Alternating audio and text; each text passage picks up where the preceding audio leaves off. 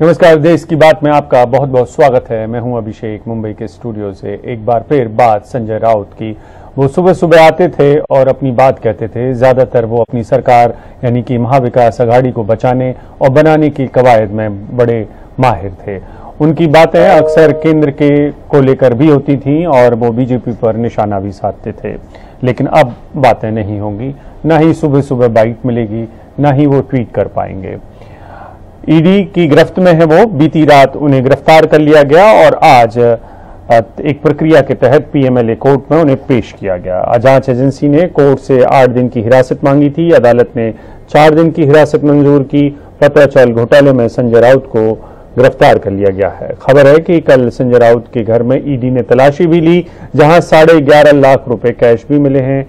उनके भाई ये कह रहे हैं कि इस पैसे से दरअसल उनका ज्यादा लेना देना नहीं है, क्योंकि वो पार्टी का पैसा था और पार्टी को ने अयोध्या के लिए वो पैसा रखा हुआ था और उस एनवेलप पर एकनाथ शिंदे लिखा हुआ है, अयोध्या लिखा हुआ है। अयोध्या के लिए पैसा तैयार किया गया था। और संजय राउत की गिरफ्तारी के बाद उनकी मां से मिलने के लिए उद्धव ठाकरे उनके घर पहुंचे। वो भी ये कह रहे हैं, उद्धव ठाकरे भी ये कह रहे हैं कि शिवसेना को और मराठा लोगों को खत्म करने की ये साजिश है। उन्होंने कहा कि शिवसेना मराठी हिंदू लोगों की आवाज उठाती है। एक तरीके से दमन की नीति से ये किया गया है।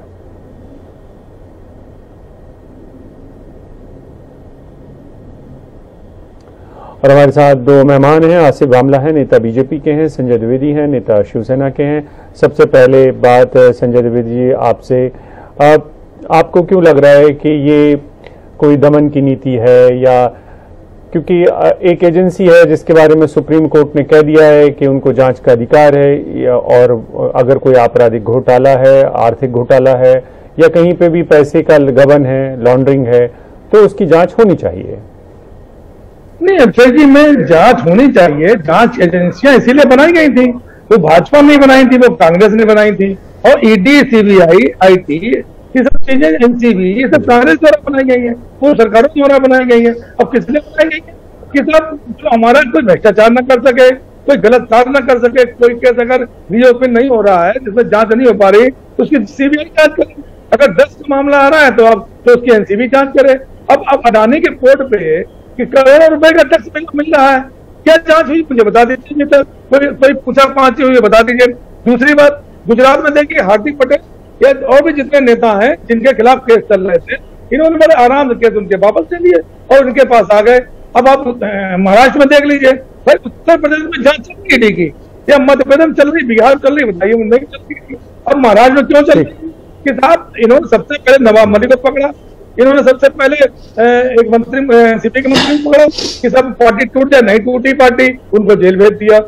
इन्होंने हमारे सांसदों को पकड़ा, जो हमारे सांसद और विधायक जो आज गए वहां पे, कम से कम 20 से 25 सांसदों के खिलाफ ईडी कार्रवाई चल रही है। मानी भावना गौरी के खिलाफ ईडी कार्रवाई चल रही है। किरीट सोमैया भारतीय जनता पार्टी के नेता हैं, चीख चिल्लाते रहे अभी तक 2 दिन पहले, अब उनकी आवाज बंद हो गई, अब वो पाक साफ हो गए। लेकिन बात दुर्भावना की है, जो मामला है वो 2008 का है। 2019 तक हम इनके साथ में थे, संजय राउत अच्छे थे, कोई दिक्कत नहीं थी। या अजीत दादा पवार, जिनको चक्की पिसवाई कहा जा रहा था कि सब चक्की पिसवाएंगे, उनके संग 80 घंटे सरकार बना ली, कोई दिक्कत नहीं हुई। 2014 में एनसीपी से समर्थन ले लिया, कोई बात नहीं हुई। आज जब एनसीपी और शिवसेना कांग्रेस सरकार बना ली, तो एनसीपी के नेता भ्रष्टाचारी हो गए और कांग्रेस के भ्रष्टाचारी हो गए। संजय जी, मुझे ये बताइए कि कोई किसी के साथ सरकार बनाता है या नहीं बनाता है, तो क्या उससे अपराध की जो मामला है वो कमजोर हो जाता है क्या? नहीं, मैंने अभी ये चीज की है, मैंने क्या कहा आपको कि अभी जो हमारा डिफ्लेक्शन हुआ है, जो हमारे विधायक गए हुए हैं शिंदे जी के साथ, उनको मुख्यमंत्री बनाया, 3 दिन हो गए मंत्रिमंडल नहीं बना पाए, उनके लोग ईडी चार्ज चल रहे हैं, तो उनके ऊपर ईडी चार्ज चल रहे हैं, ठीक, जब तक वो पाक साल ना हुआ था ईडी। हमारे साथ बीजेपी के आसिफ भामला भी हैं। बिल्कुल आसिफ जी, ये बताएं कि आपकी नजर में संजय राउत के खिलाफ जांच होनी चाहिए, तो भावना गवली के खिलाफ भी जांच होनी चाहिए, और क्योंकि उनकी तो प्रॉपर्टी अटैच्ड है, उनको भी सबसे पहले तो मैं शिवसेना के जो प्रवक्ता उन्हें जवाब दे दूं कि अभी आवाज फिर सुमैया की बंद नहीं हुई, आवाज संजय राउत की बंद हो गई, जो हर सुबह 9 बजे इन पत्रकारों को झेलना पड़ता था। और वही एक कारण रहा है ये सरकार जो उथल पुथल हुई। हम तो अंदरूनी तौर पे शुक्रगुजार है कि संजय राउत जी, और हमने तो कहा था कि जाहिर रूप से उनका अभिनंदन करना चाहिए, क्योंकि आज जो परिस्थिति हो रही है सेना की, इसके जिम्मेदार सिर्फ और सिर्फ जो है संजय राउत जिम्मेदार है। एक बात। दूसरी बात, ये विषय जो आज का नहीं है, जब महाविकास आघाड़ी की सरकार थी, जब आप ये जानते हैं कि पहला इशू नहीं, मुझे जरा बोलने दीजिए, इन्हें आपने बहुत वक्त दिया था तो मुझे जरा शुरू में बोलने दीजिए, मुझे जरा बोलने दीजिए, जितना वक्त उन्हें दिया था अभिषेक जी, उतनी कृपा मुझ पर भी करिए कृपा करके। तो मेरा कहने का मतलब ये था कि इनकी जो कड़ी खुलने लगी, जब पहली बार इन्हीं की सरकार में 100 करोड़ का स्कैम जो है खुला, और इन्हीं के नियुक्त जो है अधिकारी ने ये स्कैम खोला, और वहां से ये सारी कड़ियां खुलते गई और आज ही आई। आज मुझे ये बताइए, क्योंकि इस शिवसेना के बड़े नेता है तो क्या इन पे कार्रवाई नहीं होनी चाहिए?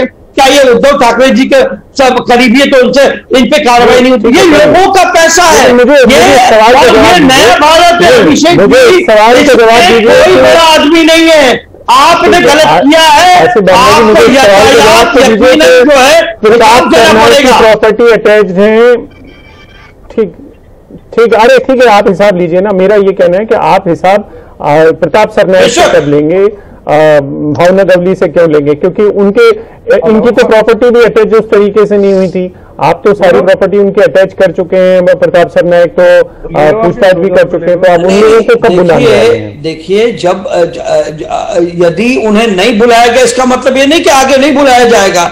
जो विषय अभी इस वक्त पर है, और हम आज संजय राउत जी की बात करें तो इसके मुतालिक मैं ये कहना चाहूंगा कि पत्राचाल में अब ये कह रहे हैं कि भाई ये जो 650 टेनेंट बेघर हुए हैं, ये भी मराठी है, ये आज मराठी अस्मिता की बात कर रहे। बाला साहब इन्हें अचानक याद आ गए, उनकी कसमें खा रहे, आज भगवान लहरा रहे। 2.5 साल कहां गए जब वो बाला साहब के विचारों के विपरीत जाकर इनके साथ गठन संगठन करके सत्ता और सरकार बनाई? तब तो इन्हें बाला साहब की याद नहीं आई।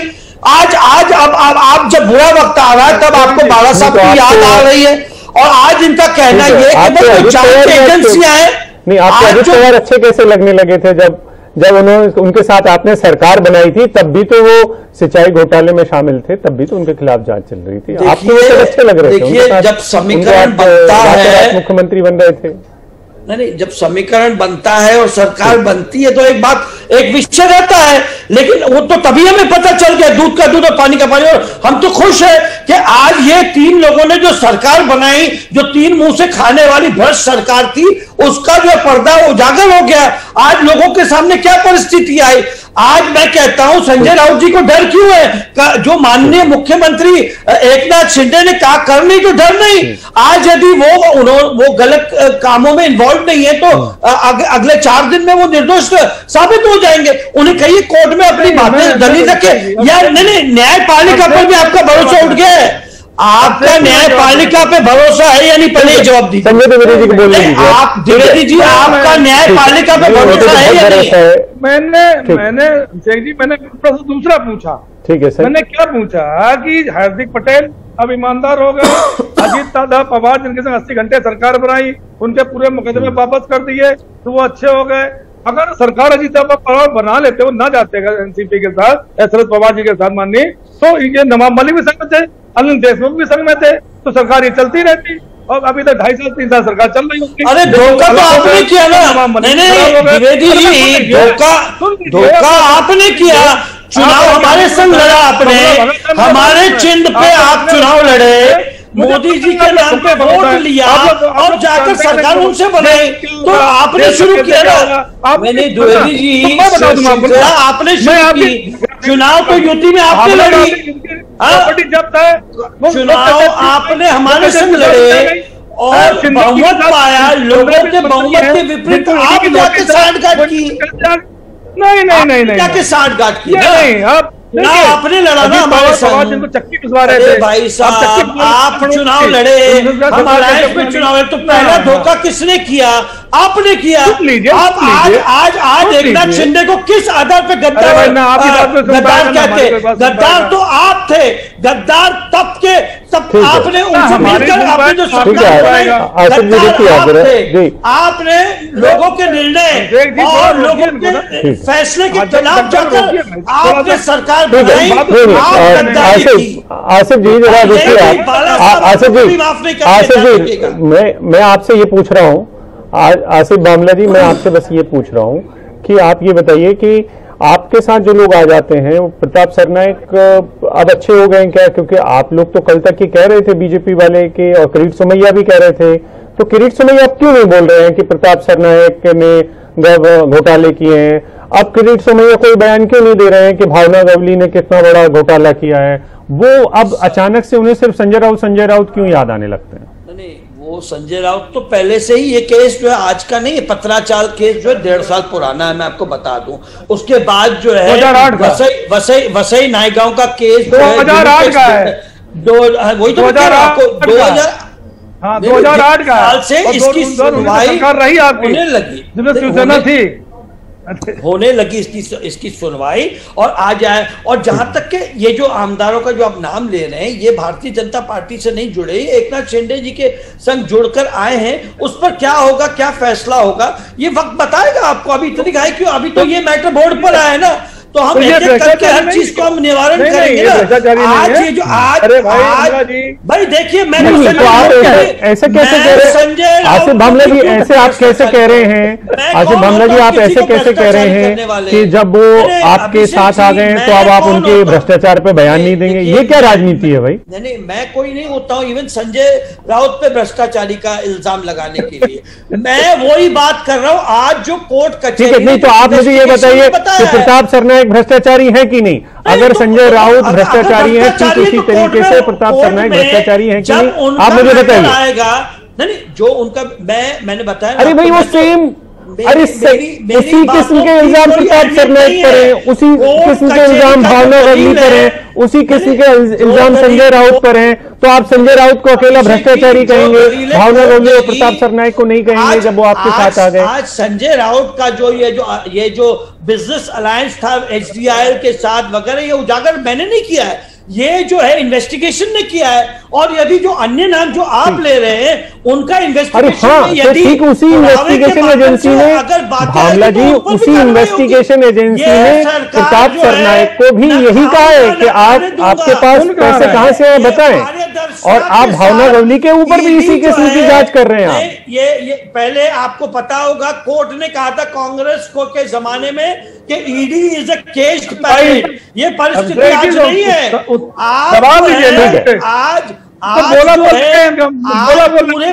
ज्ञान बांट रहे हैं। आसिफ बामला जी आप जवाब नहीं देना चाह रहे हैं, ठीक है ठीक है। बहुत बहुत शुक्रिया आसिफ बामला जी आपका। संजय द्विवेदी माफी, आपको उतना वक्त नहीं मिल पाया, बहुत बहुत शुक्रिया, आप दोनों हमारे साथ जुड़े। बड़ा सवाल वही है कि भावना गवली जो कि अब अभी मुख्य सचेतक हैं एकनाथ शिंदे के कैंप में, उद्धव ठाकरे का साथ छोड़ गई हैं, वो चीफ विप थी उद्धव ठाकरे के साथ जब थी। प्रताप सरनाइक आम विधायक हैं शिवसेना के, उनके खिलाफ भी ईडी की जांच चल रही है। तो उनके खिलाफ बीजेपी के नेता उतने जोर शोर से क्यों नहीं बोल रहे हैं जितने जोर शोर से संजय राउत के खिलाफ वो बयान दे रहे हैं? वक्त एक ब्रेक का है, ब्रेक के बाद हम बात करेंगे जबलपुर में मध्य प्रदेश में एक बड़ी आग लगी है, अस्पताल की आग है, इसमें दर्दनाक 8 लोगों की मौत हुई है। वक्त ब्रेक का है, ब्रेक के बाद इस बड़ी खबर पर हम लौट रहे हैं।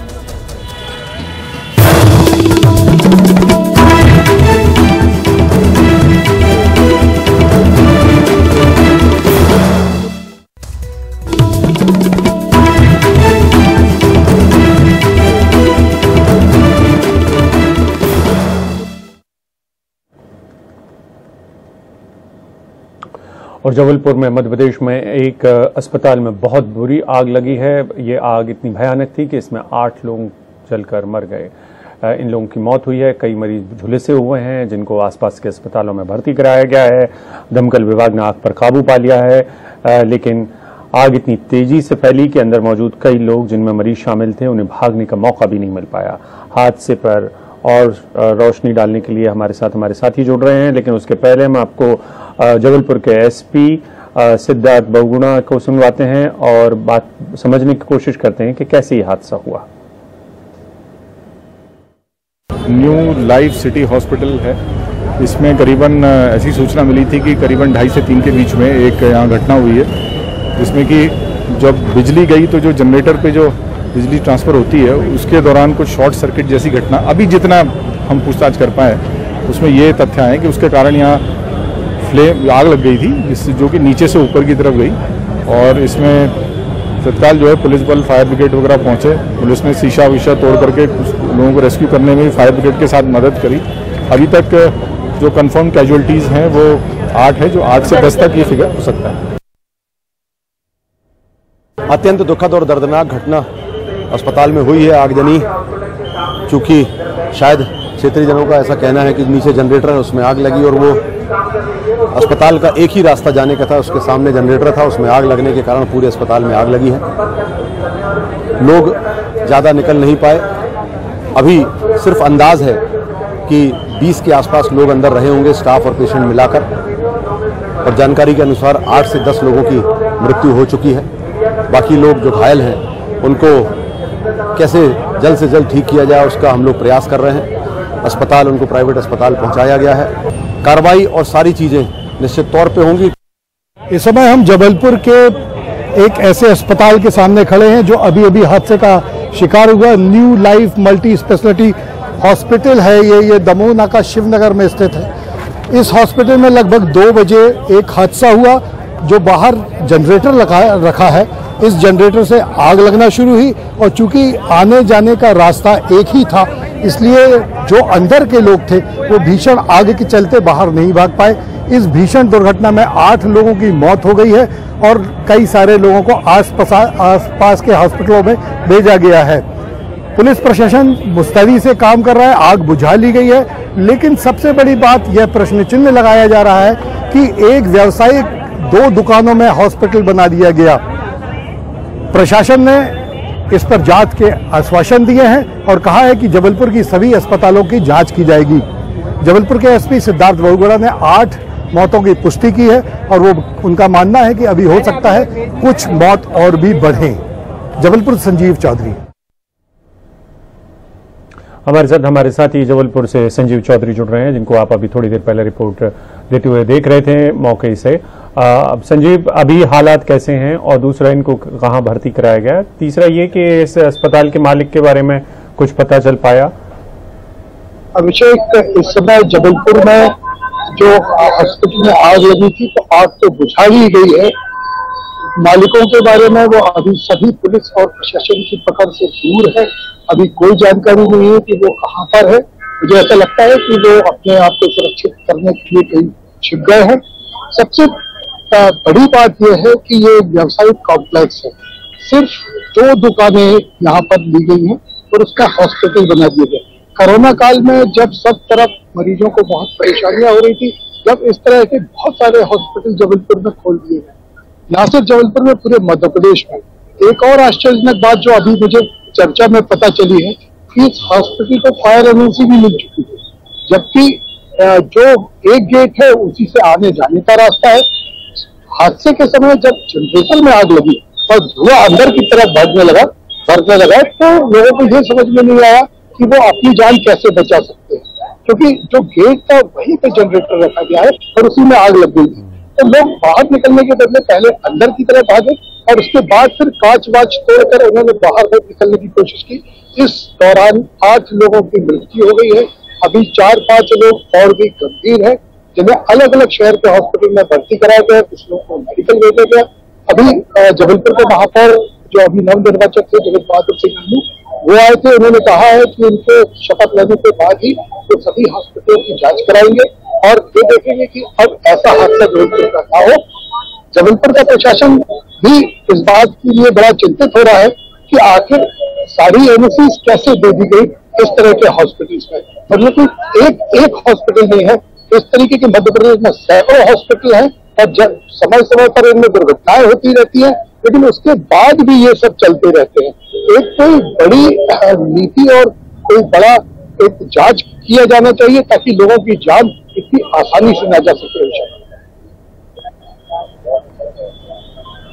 ठीक है, बिल्कुल, बहुत बहुत शुक्रिया आपका संजीव जुड़ने के लिए। और ये कोरोना के वक्त में बहुत सारी अस्पतालें जो मेकशिफ्ट अस्पतालें कह सकते हैं या नीम हकीम डॉक्टरों की अस्पतालें थी वो मशरूम जैसी हुई। उस समय ज़रूरत थी, उस समय स्वास्थ्य कर्मियों की ज़रूरत थी, डॉक्टर्स की ज़रूरत थी, इसलिए प्रशासन ने ऐसी आज़ादी दी थी कि आप अस्पतालें खोल लीजिए या लोगों को भर्ती करिए। उसके बाद लेकिन सबने आंखें मूंद ली और उसकी वजह से अब ये दुर्घटना हुई है, क्योंकि उनके जो सुरक्षा मानक थे उनका भी पालन नहीं किया गया। वक्त एक ब्रेक का है।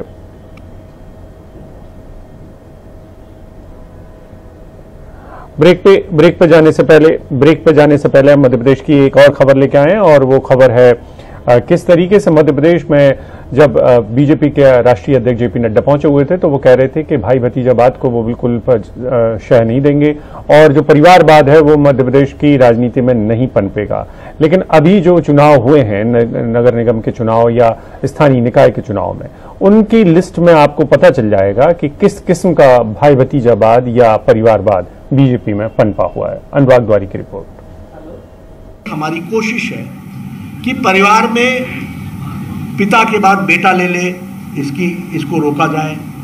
हाँ, हमारे यहाँ भी कार्यकर्ताओं में और समाज के लोग तरह तरह से विषय को उठाते रहते हैं, लेकिन आपने देखा होगा कि उत्तर प्रदेश के अंदर हमारे यहाँ बहुत से एमपीज थे जिनके बेटे अच्छे सक्षम सब लोग हैं। मध्य प्रदेश में भी बहुत से हैं। तो सबको समझाना, बुझाना, बातचीत करना और आगे बढ़ना। आपके यहाँ भी शायद दो तीन बाई इलेक्शन आए थे, नतीजे बहुत पक्ष के नहीं आए और हम जीत सकते थे, लेकिन हम लोगों ने, हमारे अध्यक्ष जी बैठे हैं, हमारे मुख्यमंत्री जी बैठे हैं, ये हमसे कहते रहे कि ये सीट दिक्कत में पड़ जाएगी। हमने कहा पढ़ने दो, कोई बात नहीं, नीति है भैया, फॉलो करना पड़ता है। हिमाचल में हमारी एक सीट थी, मुसीबत में पड़ गई, जीती सीट, अब हार गए, लेकिन नहीं दिया हमने, कार्यकर्ता को दिया। इस वंशबेल के पक्ष में भी बीजेपी के तर्क हैं तो कांग्रेस हमलावर है। भारतीय जनता पार्टी का ये स्पष्ट मानना है कि कांग्रेस और कई सारे ऐसे राजनीतिक दल हैं क्षेत्रीय जिन्होंने परिवारवाद को बढ़ाने के चक्कर में उन राज्यों का और देश को दीमक की तरह खाने का काम किया है। भारतीय जनता पार्टी ने इसे चुनौती की तरह लिया है और अपने मूल कार्यकर्ताओं को आगे बढ़ाते हुए उन्हें टिकट दी है लोकल बॉडीज के चुनाव में, इस बात से बिना घबराए हुए कि परिणाम क्या होंगे। भारतीय जनता पार्टी एक मात्र ऐसी पार्टी है जिसकी कथनी और करनी में बड़ा अंतर है। पहले क्या कहा गया था, यहाँ नड्डा जी जब आए कि साहब राष्ट्रीय अध्यक्ष जी यहाँ हैं भाजपा के और वो कह रहे हैं कि भाई भतीजावाद नहीं चलेगा, लेकिन टिकट जब दिए गए तो महापौर के मामले में हो या फिर नगरीय निकाय के चुनाव हो, जिला पंचायत के चुनाव हो, खूब जम के भाजपा का परिवारवाद चला, भाई भतीजावाद चला। टिकट मिले, उनके जीतने पर जश्न मनाया गया। ये बताता है कि भारतीय जनता पार्टी कहती कुछ है और करती कुछ है और पूरी तरह से परिवारवाद में भाजपा लिप्त है।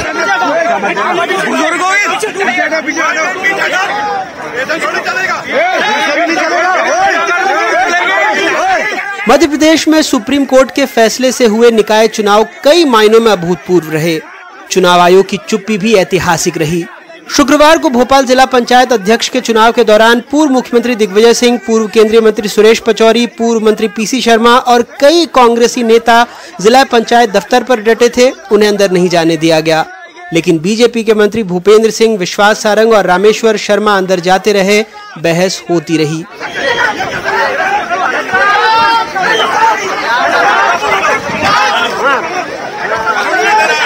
मोहन भैया कहाँ जा रहा है? कांग्रेस का दावा था कि 10 में से 8 उसके उम्मीदवार जीते, लेकिन कांग्रेस के 8 जिला परिषद सदस्यों में से 4 बिक गए, जिसमें से एक अध्यक्ष बन गया, दूसरा उपाध्यक्ष। झगड़े के बाद कैबिनेट मंत्री विश्वास सारंग ने गुंडा कांग्रेस और पूर्व मुख्यमंत्री दिग्विजय सिंह को उसका अध्यक्ष बनाने की मांग कर दी। जो वो कांग्रेस जो कह रही थी कि भोपाल जिला पंचायत में हमारा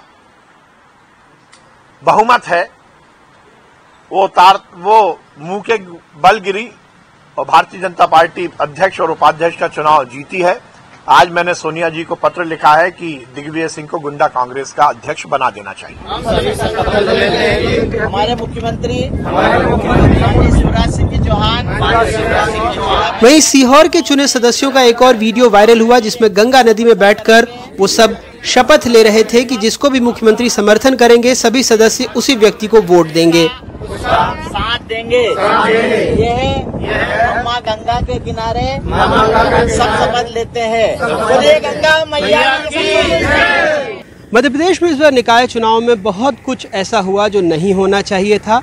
पार्षद होटल रिजॉर्ट घूमे, खरीद फरोख्त के आरोप लगे, झूमा झटकी हुई, लेकिन चुनाव आयोग चुप रहा।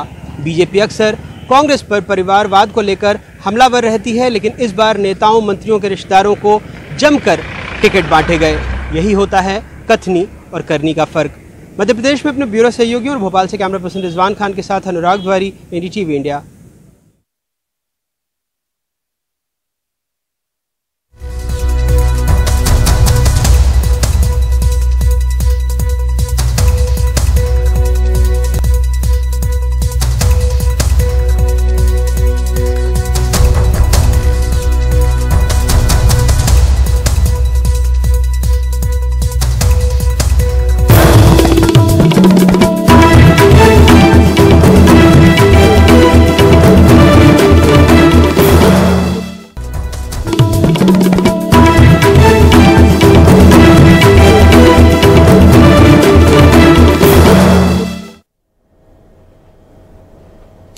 लोकसभा से निलंबित 4 सांसदों का निलंबन वापस हो चुका है। ये 4 कांग्रेसी सांसद थे, इनको सत्र भर के लिए निलंबित किया गया था। ये लोग प्ले कार्ड लेकर आए हुए थे, जिसको लेकर स्पीकर ने हिदायत दी थी, मना किया था कि ऐसा ना करें। उसके बावजूद वो कर रहे थे और अब उनका निलंबन वापस हो चुका है।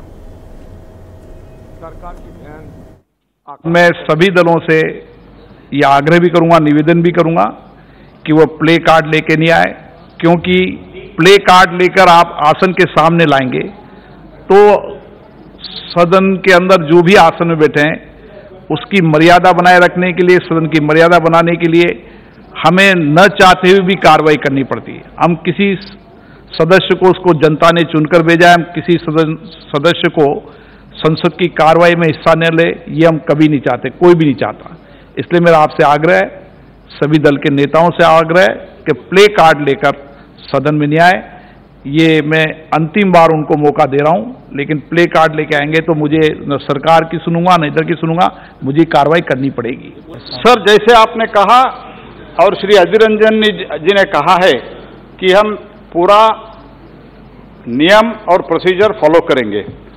नियम और प्रोसीजर में ये स्पष्ट है कि without any ambiguity it is a clear that it is very very clear that they can not bring play cards and that's why मैं ये कहना चाहता हूं कि आपके आदेश के अनुसार वो आदेश पालन करना चाहिए।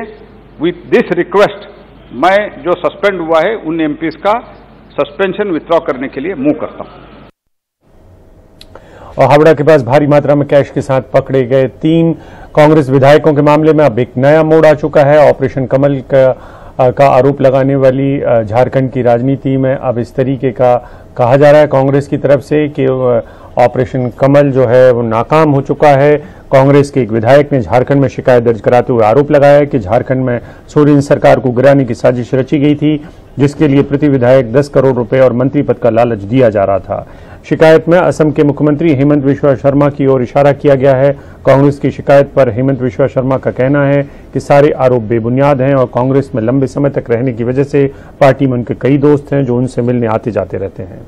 इस बीच गिरफ्तार 3 विधायकों की जमानत अर्जी खारिज हो गई है और उन्हें 10 दिन की रिमांड पर भेज दिया गया है। मामले की जांच अब सीआईडी को सौंप दी गई है। क्या इश्यूज थे जिसकी वजह से आज आपने हंगामा किया और सदन की कार्रवाई नहीं चल पाई? देखिए, राज्यसभा के अंदर अलग अलग पार्टी के, खासकर कांग्रेस पार्टी के एमपीज 267 के तहत बहुत सारे नोटिस पिछले 10 दिन से 2 हफ्ते से देते आ रहे हैं। आपको पता है जीएसटी के ऊपर नोटिस दिए, पेट्रोल डीजल गैस के दामों के ऊपर दिए, सुरक्षा के ऊपर दिए, गिरता हुआ रुपया के ऊपर दिए, ईडी आईटी और सीबीआई का दुरुपयोग हो रहा उसके ऊपर हम लोगों ने नोटिस दिए, अग्निपथ के ऊपर नोटिस दिए। आज मेरी नोटिस अग्निपथ पे थी, लेकिन अब तक किसी भी तरह का चर्चा वहां पे हुआ नहीं। लेकिन आज जिस तरह से संजय राउत जी को उन्होंने अरेस्ट किया है और जिस तरह से सरकार गिराने के लिए झारखंड में जिस तरह से उन्होंने महाराष्ट्र में किया, उसी तरह की हरकत जो वहां पे हो रही है। आसाम का मुख्यमंत्री जाके वहां पर बैठकर ये सभी जो करवा रहे हैं, इसको लेके खूब हंगामा हुआ, खूब नारेबाजी हुई। वहां पे हम लोगों ने भी सवाल किया, नारों में हम लोगों ने पूछा कि आखिरकार ये जितने भी पहले जिनके ऊपर ईडी और आईटी के नोटिस दिए गए थे, आज जो भाजपा में जाके ज्वाइन हुए, आसाम का मुख्यमंत्री हो सकते हैं, शुभेंदु अधिकारी जी हो सकते हैं, वो प्रताप सरनाइक जी हो सकते हैं, जादव हो सकते हैं इसमें महाराष्ट्र में, और बहुत सारे टीडीपी के एमपीज वहां पे ज्वाइन कर लेते हैं। इन तमाम लोगों के ऊपर कब कार्रवाई होगी? 40% की जो कर्नाटक की जो सरकार चल रही है उसके ऊपर कब इंक्वायरी होगी? झारखंड के जो कांग्रेसी विधायकों को जो गिरफ्तार किया गया है, इसको लेकर आपने क्या इशू आज रेज किया? देखिए, आज इसी जो सीबीआई ईटीआईडी का जो दुरुपयोग है, जो जिस तरह से वो लोग एक के बाद एक सरकार को गिराने की जो साजिश कर रहे हैं, उसको लेकर खूब नारे हम लोगों ने वहाँ पे लगाए। आप कह रहे हैं, आप ये गंभीर बात कह रहे हैं, आप ये कह रहे हैं कि ये सरकार गिराने की साजिश का हिस्सा है? बिल्कुल सरकार गिराने की साजिश का। आप महाराष्ट्र में क्या थे, जितने शिवसेना के लोग गए उसमें 13 लोगों के ऊपर ईडी का नोटिस रेडी किए थे, नोटिस दिखाए, डराए धमकाए, उनको शिवसेना से तोड़ ताड़ के ले जाके अपनी सरकार बनाए। और असम के मुख्यमंत्री हेमंत बिश्वा शर्मा कह रहे हैं कि ये सब आरोप बेबुनियाद है, जिनके बारे में उनके ऊपर इल्जाम लग रहे हैं। ये तो एक विधायक का बात है। कांग्रेस का बड़ा बड़ा दिग्गज जो एकदम में टॉप मोस्ट से टॉप मोस्ट बोल सकता हूँ, वो सब भी मुझको मेरा साथ संपर्क में रहता है। कोई पॉलिटिक्स का बात नहीं करता है, लेकिन जब 22 साल एक व्यक्ति एक पार्टी में रहता है, संपर्क तो रहता है। तो इसके लिए कोई एक केस हो, कोई एक एफआईआर दर्ज करे, पता नहीं है कांग्रेस का क्या हो चुका है। और कांग्रेस नेताओं के खिलाफ केंद्रीय मंत्री स्मृति ईरानी का जो मामला है मानहानि का, जो दिल्ली हाईकोर्ट में पहुंचा हुआ है, उस मामले में दिल्ली हाईकोर्ट ने आदेश जारी कर दिया है। दिल्ली हाईकोर्ट ने कहा है कि पहली नज़र में ऐसा लगता है कि जो आरोप लगाए जा रहे हैं वो गलत हैं, और पहली नज़र में उनको इसलिए ये सब कुछ गलत लग रहा है क्योंकि स्मृति ईरानी या उनकी बेटी के नाम पर किसी बार का लाइसेंस नहीं है, ना ही वो रेस्टोरेंट और बार की मालिक हैं। स्मृति ईरानी या उनकी बेटी ने कभी भी लाइसेंस के लिए आवेदन भी नहीं दिया था। हमारे साथ आशीष भार्गव। आशीष, बताएं क्या क्या हुआ, और कांग्रेस के जो नेता हैं जिन्होंने ट्वीट किया था उनके बारे में या उनकी दलीलें क्या है? जी देखिए, शुक्रवार को एक फैसला दिल्ली हाईकोर्ट ने दिया था। स्मृति ईरानी का जो 2 करोड़ रुपए का मानहानि का दावा था पवन खेड़ा, जयराम रमेश और नेता डिसूजा पर, और उस मामले में दिल्ली हाईकोर्ट ने तीनों नेताओं को कहा था कि 24 घंटे के अंदर वो जो ट्वीट है वो अपने हटा लें, वरना ट्विटर को कहा था कि इसके बाद ट्विटर इसको हटाए अगर ये लोग नहीं हटाते हैं। तो समन जारी किया था और जवाब मांगा था तीनों नेताओं से। तो यहाँ पर अब विस्तृत आदेश अपलोड हुआ है, और जो हाईकोर्ट है उसने कहीं ना कहीं माना है कि पहली नजर में जो दस्तावेज, जो कागजात, जो एफिडेविट दाखिल किया है स्मृति ईरानी ने, उससे साफ होता है कि ना तो वो या उनकी बेटी किसी बार की मालकिन है, ना ही उन्होंने कभी लाइसेंस के लिए अप्लाई किया, और ना ही जो गोवा सरकार ने जो शो कॉज नोटिस भेजा था उनमें उनका नाम है। साथ ही ये भी कहा है कि पहली नजर में लगता है कि ये तीनों नेताओं ने आपस में मिलकर उनके खिलाफ जो है साजिश रची, उनकी सार्वजनिक जो छवि है उसको खराब करने की, प्रतिष्ठा को धूमिल करने की कोशिश की है, इसलिए उनको समन किया गया है। काफी अहम है ऐसे मोड़ पर जहां पर कांग्रेसी नेता कह रहे थे कि वो अपनी जगह ठीक है और वो अदालत में पेश होकर अपनी दलील देंगे। तो 15 नवंबर को ये सुनवाई होनी है आदेश के मुताबिक, लेकिन फिलहाल दिल्ली हाई कोर्ट ने पहली नजर में जो बात स्मृति ईरानी कह रही थी ये मान लिया है कि पहली नजर में लगता है जैसे ये मानहानि का केस है और सार्वजनिक छवि को, प्रतिष्ठा को ठेस पहुंची है स्मृति ईरानी और उनके परिवार की कांग्रेस नेताओं के इस तरीके से प्रेस कॉन्फ्रेंस करने और ट्वीट करने से बिना वेरीफाई किए तथ्य, ये दिल्ली हाई कोर्ट ने कहा। ठीक, बहुत बहुत शुक्रिया आशीष इस पूरी जानकारी के लिए। वक्त एक ब्रेक का है।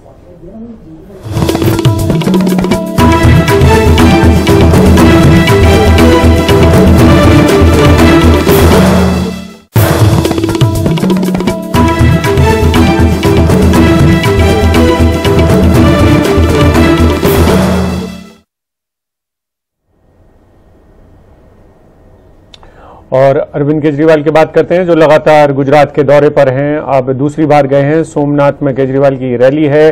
गुजरात को आम आदमी पार्टी अब दूसरी गारंटी देने वाली है जिसके लिए केजरीवाल पहुंचे हुए हैं मिशन गुजरात के तहत।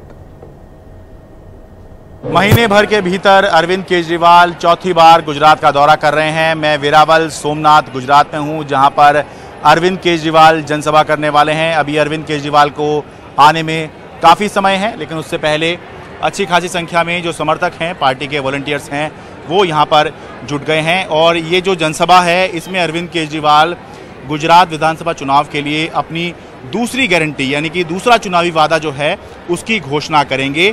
और ये जो गारंटी है ये क्या हो सकती है, इससे पहले आपको बताऊं कि पहली जो गारंटी है वो ये है आम आदमी पार्टी की या अरविंद केजरीवाल की कि अगर गुजरात में वो चुनाव जीते तो 300 यूनिट बिजली जो है वो हर घर को मुफ्त दी जाएगी और 31 दिसंबर तक का जितना भी बकाया बिल है बिजली का वो माफ़ कर दिया जाएगा। और अब उसके बाद दूसरा चुनावी वादा है या दूसरी जो केजरीवाल की गारंटी है वो है ये स्टेज पे लिखा हुआ है, केजरीवाल ने गारंटी गुजरात में 100 ने रोजगारी, यानी कि केजरीवाल की गारंटी गुजरात में सबको रोजगार।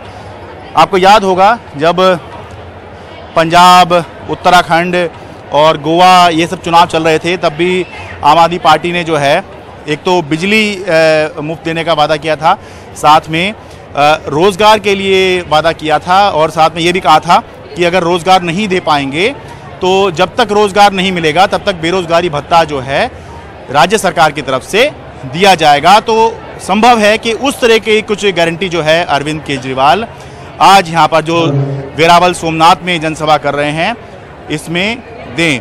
जैसे कि मैंने बताया कि महीने भर के भीतर ये चौथा दौरा अरविंद केजरीवाल का हो रहा है। इसके साथ साथ आगे के लिए भी इसी महीने में अरविंद केजरीवाल के जो दौरे हैं वो लगे हुए हैं और अब ये लग रहा है कि हर 3-4 दिन 5 दिन बाद जो है अरविंद केजरीवाल कोशिश कर रहे हैं अगस्त महीने के लिए ख़ास तौर से कि गुजरात में जो है चक्कर लगाया जाए, क्योंकि चुनाव जो है गुजरात में अब धीरे धीरे करके समीप आ रहे हैं। दिसंबर महीने में गुजरात में विधानसभा के चुनाव होने हैं और आम आदमी पार्टी पंजाब में जीत के बाद में गुजरात में शिद्दत से, अगर 2 राज्यों में चुनाव हैं दिसंबर महीने में, एक है गुजरात दूसरा हिमाचल, तो आम आदमी पार्टी गुजरात में जो है अपनी ताकत जो है वो ज़्यादा झोंकते हुए नजर आ रही है। वेरावल सोमनाथ गुजरात से अपने कैमरा सहयोगी सुधीश कुमार राम के साथ मैं शरद शर्मा, NDTV इंडिया।